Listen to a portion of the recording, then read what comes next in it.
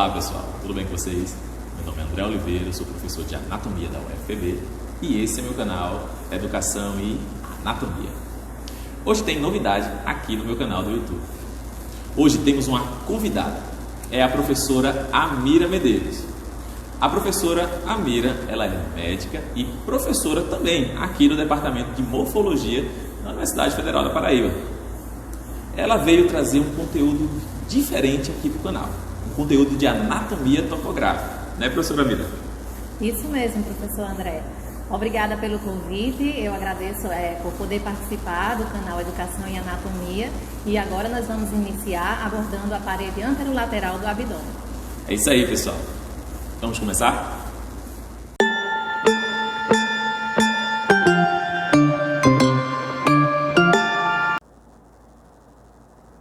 Olá pessoal, vamos dar início à nossa aula de parede anterolateral do abdômen.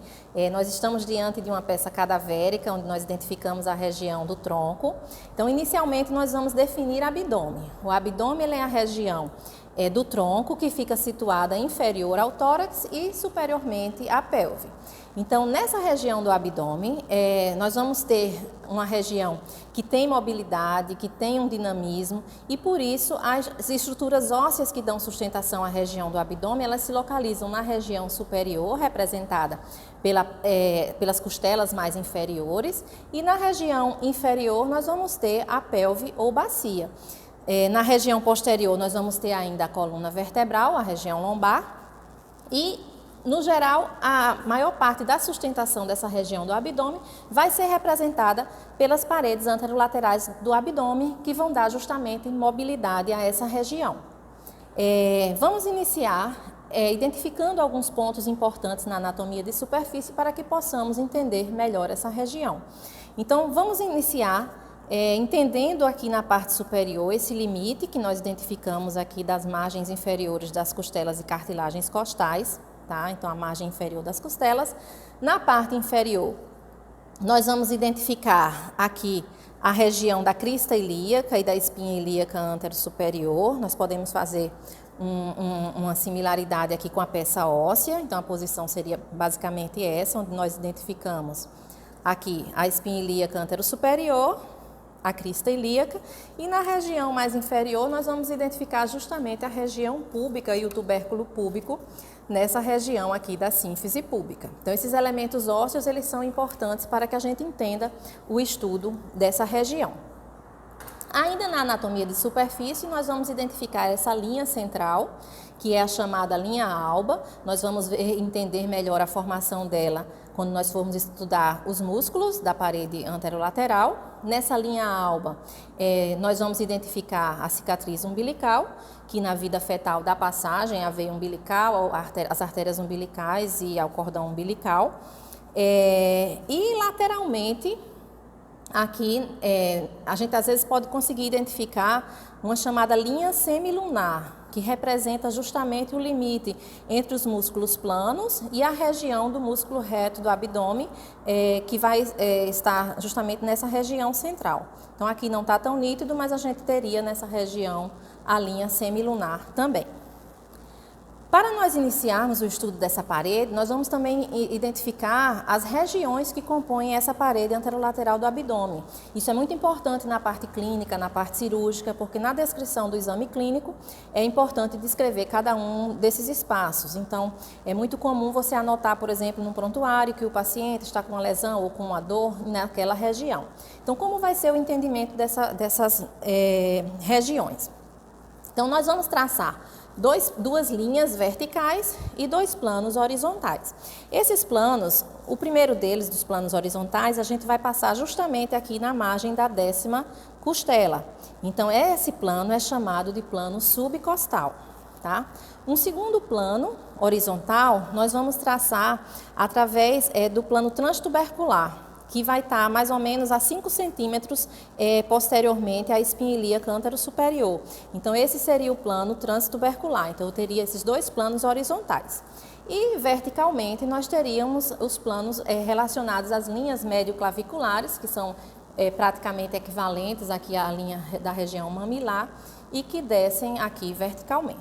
Então, nessa região, nós vamos encontrar a região do hipocôndrio direito, acima do plano subcostal e à direita dessa linha médio-clavicular direita. Temos a região epigástrica e a região do hipocôndrio esquerdo.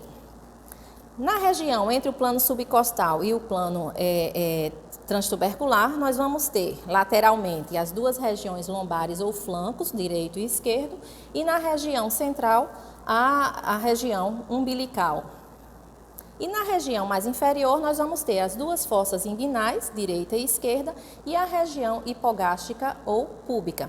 Então, nós temos, assim, 9 regiões que são descritas na parte clínica. Uma outra forma de classificarmos essa região da parede abdominal é em quadrantes, da forma como aqui foi dissecado. Então, nós teríamos a linha mediana e um plano que passaria horizontalmente através da cicatriz umbilical, ou seja, um plano transumbilical. Então, dessa forma, eu vou classificar região do quadrante superior direito, quadrante superior esquerdo, quadrante inferior direito e quadrante inferior esquerdo, ok? Então, agora já sabemos como é a anatomia de superfície, como se divide o estudo dessa região, e agora nós vamos passar à composição dessa parede.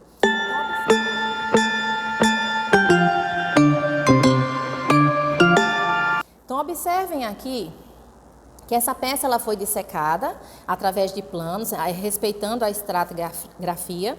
Então, nós temos aqui uma pele fina, o cadáver ele tem realmente pouco tecido adiposo, né? Então seria a segunda camada. Então, nós temos inicialmente a pele do abdômen, que tem uma capacidade de distensibilidade, é uma pele fina, maleável. Aqui ela foi dissecada, e aí nós chegamos à segunda camada, que é a tela subcutânea. Vejam que nesse cadáver a tela subcutânea ela é bem fina, ela não tem muito tecido adiposo. Então, nessa região inferior nós já identificamos aqui um pouco do componente da camada membranácea. Então, no abdômen, a tela subcutânea ela tem essa característica bem marcante de ter um componente mais adiposo superficialmente e uma camada membranácea mais profundamente.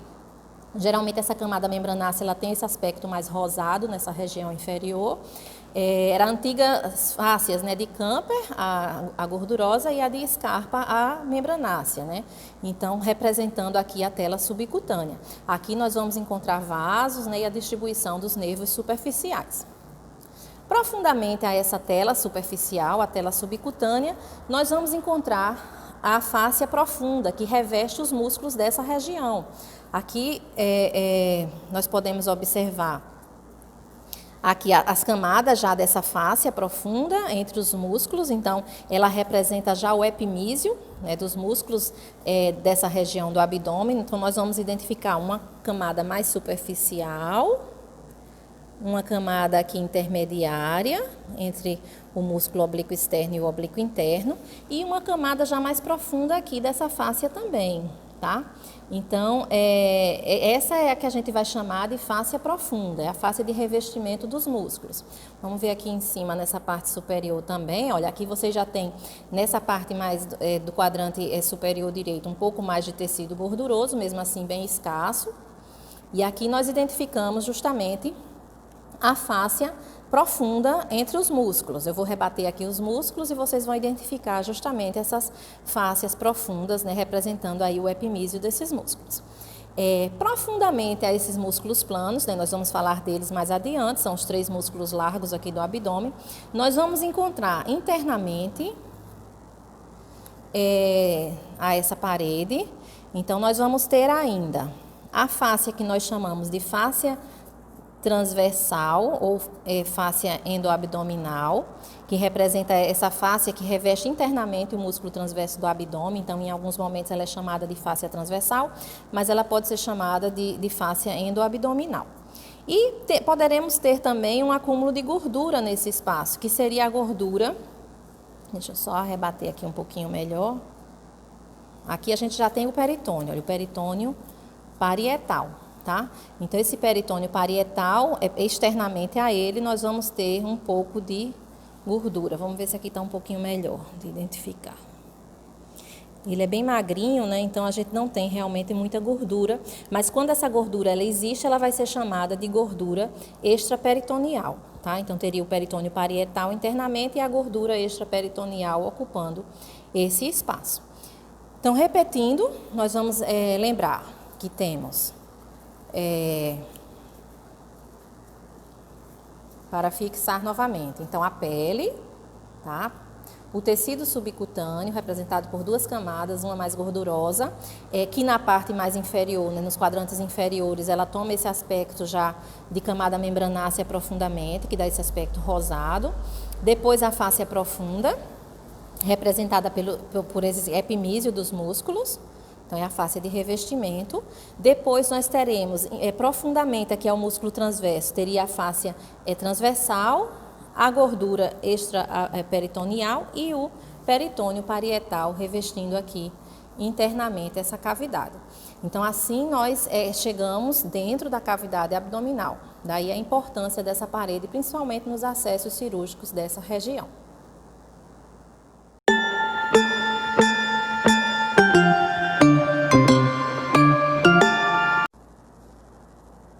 Bom, pessoal, agora vamos dar início ao estudo dos músculos da parede anterolateral do abdômen. Nós já vimos as camadas que compõem a parede, já vimos essa parte de pele, tecido subcutâneo e agora nós vamos estudar os músculos da parede anterolateral. Então, os músculos nessa região, nós temos 3 músculos planos que se situam lateralmente e 2 músculos verticais que se situam na região central do abdômen. Então, lateralmente, nós vamos encontrar 3 músculos sobrepostos, músculos largos, sendo o mais superficial o músculo oblíquo externo do abdômen. O músculo oblíquo externo do abdômen, ele vai se originar das costelas e cartilagens costais inferiores, ele vai ter um trajeto, as suas fibras elas correm inferomedialmente, nós podemos observar o sentido aqui das fibras, nesse sentido descendo e tomando esse trajeto medial, e ele vai se fixar através de sua aponeurose nessa região central da linha alba, bem como na região inferior através do ligamento inguinal no tubérculo púbico, aqui na região púbica. Então, lembrar que esses músculos planos, eles vão ter uma parte muscular e uma parte aponeurótica. Essa parte muscular se situa lateralmente, é o ventre muscular, e a parte aponeurótica, como nós identificamos aqui, mais esbranquiçada, é a parte de fixação desses músculos, então ela se situa nessa região central. Essas fibras da aponeurose do músculo oblíquo externo do abdômen, elas vão se continuar formando uma espécie de músculo digástrico com as fibras do oblíquo interno do lado contralateral. Então, isso significa que isso vai dar um maior poder de força a esses músculos e maior tensão a essa parede do abdômen. Então, aqui nós identificamos essas fibras do oblíquo externo. Nós podemos identificar nessa região inferior bem nitidamente a transição entre a parte muscular e a parte aponeurótica. Observar que essa parte aponeurótica nessa região mais inferior, ela se alarga, vindo até a região da espinha ilíaca antero-superior, porque esse músculo ele vai ser responsável justamente pela formação do ligamento inguinal. Então, a aponeurose do músculo oblíquo externo do abdômen, ela vai formar o ligamento inguinal, como nós observamos melhor nesse lado esquerdo. Então, aqui a gente tem ainda, aqui não está totalmente dissecada a parede, foi retirada a pele nessa região mais inferior, e a gente identifica as fibras do músculo oblíquo externo do abdômen, formando aqui nessa região mais inferior o ligamento inguinal. Então, esse reforço que vem, forma tipo um retináculo nessa região inferior do abdômen, que se estende da espinha ilíaca antero-superior até o tubérculo púbico. Agora nós vamos passar para o segundo músculo. Então, nós rebatemos aqui, fizemos uma janela no músculo oblíquo externo do abdômen e internamente nós vamos identificar o músculo oblíquo interno do abdômen, também com seu componente muscular e seu componente aponeurótico, que vai juntamente com as demais aponeuroses dos músculos planos formar uma bainha em torno do músculo reto do abdômen. Nós vamos ver mais adiante. Então, aqui nós identificamos essas fibras do músculo oblíquo interno do abdômen já com outro sentido. Então, essas fibras elas correm superomedialmente. Esse músculo ele vai se originar lá na região posterior, na face toracolombar, bem como também na região da crista ilíaca e na região lateral aqui do ligamento inguinal. E ela vai ter esse trajeto voltado superomedialmente em direção também às costelas e à região aqui da linha alba, que vai ser um ponto comum de fixação a esses músculos. Rebatendo agora o músculo oblíquo interno, nós estamos percebendo que ele está envolvido aqui pelo epimísio, por aquela face de revestimento profundo, e aqui nós chegamos a identificar as fibras do músculo transverso do abdômen, que são fibras que correm transversalmente. Esse músculo também vai se originar internamente da face interna das costelas mais inferiores, na região da aponeurose toracolombar, e vai ter esse trajeto horizontal, transversal, e também com seu componente muscular e seu componente aponeurótico. Então, aqui nós chegamos justamente no que nós chamamos de plano neurovascular do abdômen, que nós vamos estudar mais adiante. Então, continuando o estudo desses músculos, nós identificamos os 3 músculos largos, os músculos planos laterais dessa parede, e agora nós vamos identificar o músculo reto do abdômen nessa região central. Então, aqui realmente ele não está dissecado, separada toda a parte. Vejam que ele está aqui dentro da sua bainha, então a gente não está identificando adequadamente suas fibras, a gente vai utilizar uma outra peça. Mas o importante é vocês já verem aqui no corte dessa parede que essas aponeuroses dos músculos planos, elas formam um compartimento que envolve esse músculo reto do abdômen. Então, o músculo reto do abdômen ele se estende desde a região do processo tifoide e região das cartilagens costais inferiores até a região da sínfise púbica. Então, ele fica alojado dentro desse compartimento, que é a bainha do músculo reto do abdômen. E aqui nós identificamos uma lâmina anterior da bainha e uma lâmina posterior da bainha. Tá? Essa lâmina do músculo, da bainha do músculo reto do abdômen, nessa região anterior, ela vai ser formada pela aponeurose do músculo oblíquo externo do abdômen, que passa aqui anteriormente ao músculo reto, e pela lâmina anterior da aponeurose do oblíquo interno. Então, elas compõem essa região aqui. Já a lâmina posterior, ela vai ser formada pela aponeurose do músculo transverso do abdômen e pela lâmina posterior da aponeurose do músculo oblíquo interno. Então, o oblíquo interno ele tem uma parte da aponeurose que segue anteriormente e uma parte que segue posteriormente. Então, isso faz com que ocorra esse envoltório.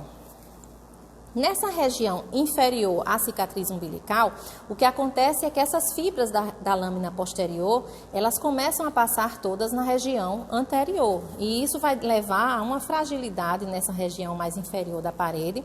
Vocês vejam aqui que já dá para perceber que nessa região aqui mais próxima à cicatriz umbilical, ela é mais durinha, ela é mais firme. Enquanto que nessa região mais inferior, mais próxima já à sínfise púbica, aqui ela já está mais molinha. Isso porque essas fibras que passavam aqui posteriores começam a passar na região anterior. E isso vai fazer com que apareça uma chamada linha arqueada, que é uma transição nessas fibras que deixam de passar nessa lâmina posterior. E essa lâmina posterior fica basicamente com a fáscia transversal e o próprio peritônio que ocupa esse espaço. Então, nós vamos agora ver na outra peça para identificar melhor essa linha arqueada. Então, vejam que aqui nós temos uma outra peça de parede abdominal. Então, aqui nós identificamos o músculo oblíquo externo do abdômen, com suas fibras correndo no sentido inferomedial. Aqui nós tracionamos o músculo oblíquo externo e identificamos aqui o músculo oblíquo interno, com suas fibras correndo mais superiores, superomedialmente. Lembrar que essas fibras inferiores do oblíquo interno, elas tomam um trajeto também descendente, tá? Para formarem justamente essa estrutura que nós identificamos nessa região inferior, que é a chamada foice inguinal. É a junção das fibras do músculo oblíquo interno com o músculo transverso do abdômen, que vão justamente se reforçar, se unir através também depois de uma inserção fixa na linha pectínea e no tubérculo púbico, formando o chamado tendão conjunto. Então, é esse reforço inferior. Então, aqui as fibras do oblíquo interno, ela também se dirigem inferiormente. Aqui nós vamos rebater e identificar justamente o músculo, deixa eu pegar aqui o transverso do abdômen mais profundamente, certo? Vejam que nessa peça o que a gente tem é que a bainha do músculo reto do abdômen ela foi já aberta, já foi seccionada. E aqui nós identificamos justamente o músculo reto do abdômen alojado dentro desse compartimento. Aqui nós já vamos identificar como parte do músculo reto do abdômen, ele apresenta 3 intersecções tendíneas, que são fixações dessas fibras musculares nessa lâmina anterior. Isso aumenta o poder de tensão desse músculo, então ele se torna um músculo poligástrico, formado a partir de 4 ventres. Então, essas interseções tendíneas, nós vamos ter uma mais alta, próxima ao processo tifoide, uma ao nível da cicatriz umbilical e outra situada entre as duas anteriores. Então, aqui nós observamos esse resquício da intersecção tendínea. E aqui nós vamos observar, rebatendo o músculo, vejam que a gente vai observar aqui a chamada linha arqueada, que corresponde a essa ausência de passagem das fibras. Deixa eu só puxar aqui um pouquinho, ó. Aqui corresponde a esse limite das fibras que estavam passando posteriormente e elas passam anteriormente. Então, nessa região inferior à linha arqueada, eu vou ter basicamente a fáscia transversal. E acima da linha arqueada, eu vou ter a composição normal, né, a tradicional, dessa lâmina posterior, formada pela aponeurose do músculo transverso e pela parte posterior da aponeurose do músculo oblíquo interno. Aqui nessa peça, nós também vamos identificar o nosso quinto músculo dessa região da parede anterolateral do abdômen, que é esse músculo chamado de músculo piramidal. Então, o músculo piramidal ele é um músculo inconstante que se localiza nessa região da sínfise púbica, dirigindo para a linha alba. Então, ele vai ter uma ação pequena de tensão aqui na linha alba e aqui nós identificamos parte de suas fibras. Então, concluindo essa parte de abdômen, nós conseguimos identificar os músculos largos laterais, o oblíquo externo do abdômen, como nós vimos aqui, o oblíquo interno do abdômen, o transverso do abdômen, o reto do abdômen alojado em sua bainha e o músculo piramidal aqui situado inferiormente.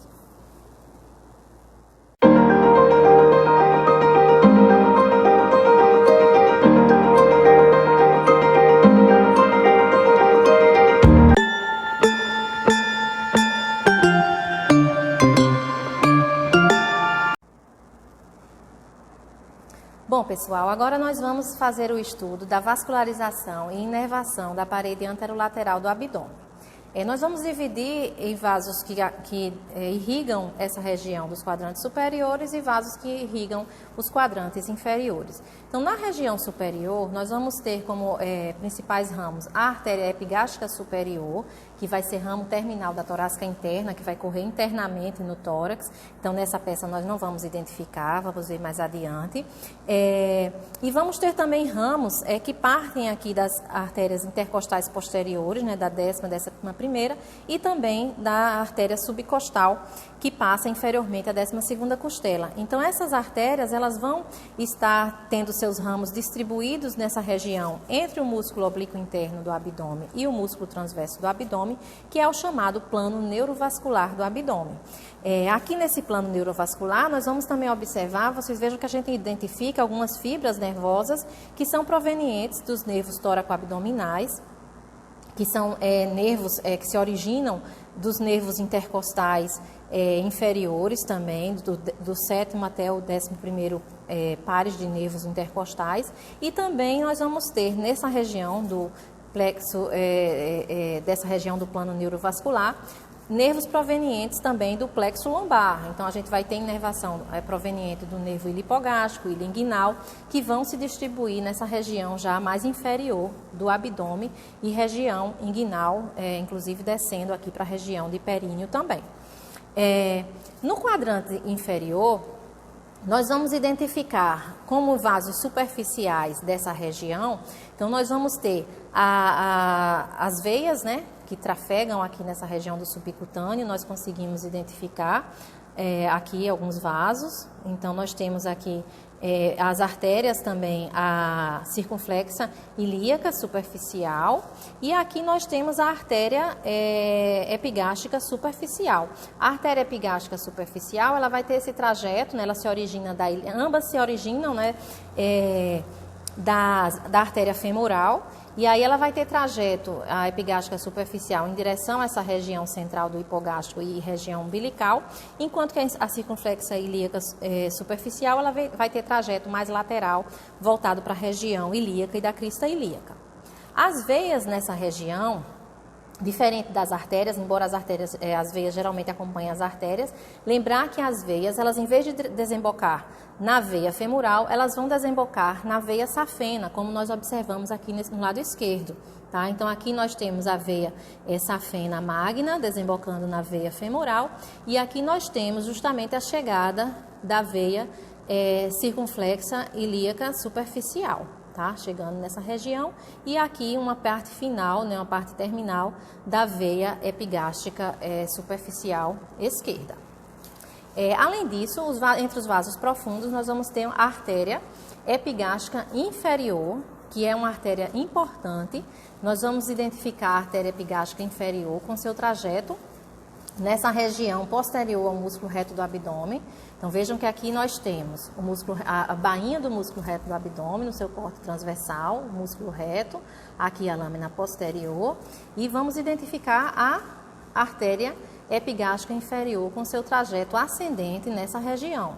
A artéria epigástrica inferior, ela vai ser ramo da artéria ilíaca externa, e aí ela vai ter esse trajeto ascendente nesse espaço. Vai ser uma artéria extremamente importante no estudo da região inguinal, porque ela vai dividir justamente as fossas inguinais, e na parte clínica ela vai ter uma importância grande. Então aqui, repetindo, mostrando o trajeto da artéria epigástrica inferior. Vamos mostrar, né, uma próxima peça, mais uma vez, essa artéria. Vejam que aqui nós estamos diante novamente da parede abdominal, aqui a região do reto, vejam aqui o músculo oblíquo externo, o ligamento inguinal, e quando eu rebato aqui o oblíquo externo, eu vou identificar aqui o músculo reto do abdômen também, o oblíquo interno do abdômen, e aqui eu encontro a artéria epigástrica inferior, tá? Então aqui ela, antes da artéria ilíaca externa se tornar artéria femoral, ou seja, acima do ligamento inguinal, ela vai emitir essa artéria, que é a artéria epigástrica inferior, que vai ter trajeto nessa região posterior ao músculo reto do abdômen. Então, aqui já conseguimos identificar um pouco da região inguinal e das fossas inguinais. Lembrando aqui também, nessa mesma peça, que aqui nós conseguimos identificar a torácica interna, a artéria torácica interna no tórax, passando internamente a parede. Então, essa artéria torácica interna é que vai se dividir em musculofrênica e epigástrica superior, que vocês vão ver na imagem.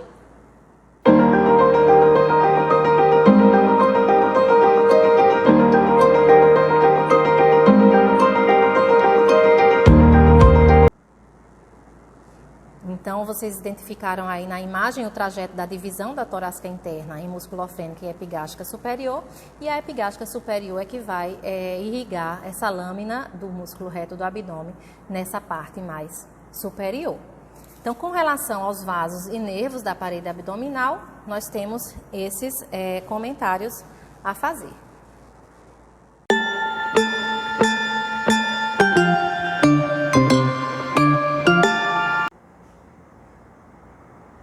Bom, pessoal, e agora vamos fazer o estudo da parede anterolateral do abdômen, observando a face interna dessa parede. Nós estudamos a parede abdominal pela vista externa, né? Então identificamos todos os planos, e agora nós estamos diante de uma peça onde foi feita uma secção frontal, e nós temos aqui a região anterior da parede anterior do tórax e do abdômen, observando a sua vista interna. Então, vejam que aqui essa parede ela está revestida pelo peritônio. Aqui nós observamos o músculo mais profundo, no caso, né, o músculo transverso do abdômen com a sua fáscia transversal. E aqui o peritônio parietal. Vejam que também há pouca gordura extraperitoneal, então a gente praticamente não encontra, mas conseguimos identificar aqui a fáscia, olha, esse tecido conjuntivo mais frouxo e um pouquinho só de gordura extraperitoneal com o seu peritônio parietal revestindo essa região. Então, nesse espaço, nós vamos identificar alguns elementos em decorrência dessa passagem do peritônio parietal, então relacionadas sobretudo à questão embrionária e à vida fetal. Então, aqui nós temos, nessa parte central, a região que corresponde à cicatriz umbilical externamente. Então, nós vamos ter algumas pregas que correspondem à passagem do peritônio sobre estruturas que trafegam nessa parede. Então, vamos observar nessa região inferior que nós vamos encontrar uma região na região do plano mediano, uma prega que é chamada de prega umbilical mediana. É essa prega de peritônio parietal que recobre essa estrutura central que se dirige do ápice da bexiga até a região da cicatriz umbilical. Então, nessa região, nós temos na vida fetal o úraco. Então, após o nascimento, esse úraco ele vai formar um chamado ligamento umbilical mediano e vai ser recoberto por essa prega de peritônio, que é a prega umbilical mediana. Então, aqui internamente nós teríamos o remanescente desse úraco que se estende do ápice da bexiga. Então, é por onde ocorre a eliminação de uma parte, né, da urina fetal. Seguindo aqui lateralmente, nós vamos encontrar uma segunda prega. Essa prega, ela recobre internamente o que nós temos que é o ligamento umbilical medial. Esse ligamento umbilical medial, ele corresponde ao trajeto, né, à região das artérias umbilicais que se obliteraram após o nascimento. Então, na vida fetal, essas artérias umbilicais, elas se originam da artéria ilíaca interna, elas têm trajeto dessa região em direção também à cicatriz umbilical, porque essas artérias estão levando sangue para o cordão umbilical, né, para ocorrerem as trocas, né, com a placenta. E aí, quando a criança nasce, vai se formar um ligamento, que é o ligamento umbilical medial, e aí a gente vai ter essa prega umbilical medial. Ainda lateralmente a essa região dessa prega umbilical medial, nós vamos identificar uma terceira elevação aqui, que é a chamada prega umbilical lateral. Então, essa prega umbilical lateral, ela na verdade, ela recobre os vasos epigástricos inferiores que nós vimos na aula anterior. Então, nós identificamos os vasos epigástricos inferiores como se originando da artéria ilíaca externa e se dirigindo para ter um trajeto nessa região da bainha do músculo reto do abdômen, que vai estar passando justamente nesse espaço. Então, essa prega, ela não tem trajeto em direção à cicatriz umbilical, porque ela recobre os vasos epigástricos inferiores. Então, recapitulando, nós vamos ter 3 pregas que seguem em direção à cicatriz umbilical. A prega umbilical mediana, que reveste o remanescente do úraco, que é o ligamento umbilical mediano. Vamos ter a prega umbilical medial, que reveste os ligamentos umbilicais mediais, né, que correspondem às artérias umbilicais que se obliteraram. E vamos ter essa prega umbilical lateral, que reveste os vasos epigástricos inferiores. Então, vejam que nós ficamos com alguns espaços entre essas pregas. Então, aqui nós vamos ter, entre a prega umbilical mediana e a prega umbilical medial, então nós temos esse espaço que é a fossa supravesical, tá? Vejam que está acima justamente da bexiga urinária. Então, é o primeiro espaço. Entre a prega umbilical medial e a prega umbilical lateral, nós vamos ter a fossa inguinal medial, tá? Isso aqui vai ter bastante importância no estudo da região inguinal. E lateralmente, aos vasos epigástricos inferiores e a prega umbilical lateral, nós vamos ter a fossa inguinal lateral. Então, nessa região dessa fossa inguinal medial, nós vamos ter a região do trígono inguinal. E na região da fossa inguinal lateral, nós vamos ter o local do anel inguinal profundo, que vai ser a abertura do canal inguinal na região inguinal. Então, por isso que a gente vai ter componentes aqui importantes do ponto de vista clínico e cirúrgico. Então, essas pregas e esses espaços fazem parte dessa vista interna da parede do abdômen nos seus quadrantes inferiores. Nos quadrantes superiores, nós vamos ter ainda uma outra prega e um outro ligamento. Então, aqui nós temos o chamado ligamento redondo do fígado. Esse ligamento redondo, ele corresponde à veia umbilical que se obliterou. Então, essa veia está trazendo sangue da placenta, né, através do cordão umbilical, a entrada aqui através da cicatriz umbilical e vai levar o sangue para o fígado. Então, aqui a gente tem esse remanescente da veia umbilical, que é o ligamento redondo do fígado. Dando essa sustentação a esse ligamento, vocês vejam que o peritônio dessa parede anterior, ele reveste esse ligamento e fica com uma prega de peritônio. Então, essa prega de peritônio é o que vai ser chamado de ligamento falciforme. Então, a prega de peritônio é o ligamento falciforme e na sua margem livre, então, nós encontraremos o ligamento redondo do fígado. Esses dois ligamentos nós vamos ver um pouquinho melhor nessa próxima peça.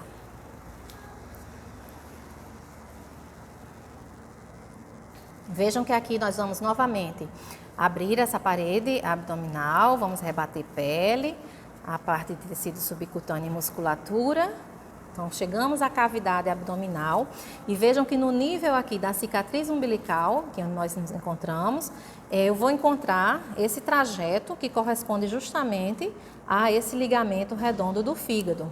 Então, o peritônio que vai se refletir aqui da parede abdominal, nesse peritônio parietal, que vai formar o peritônio visceral que recobre o fígado, ele vai formar essa prega que é chamada de ligamento falciforme. Então, o ligamento falciforme é a prega de peritônio e o ligamento redondo do fígado, ele ocupa essa margem e corresponde a essa veia umbilical que se obliterou.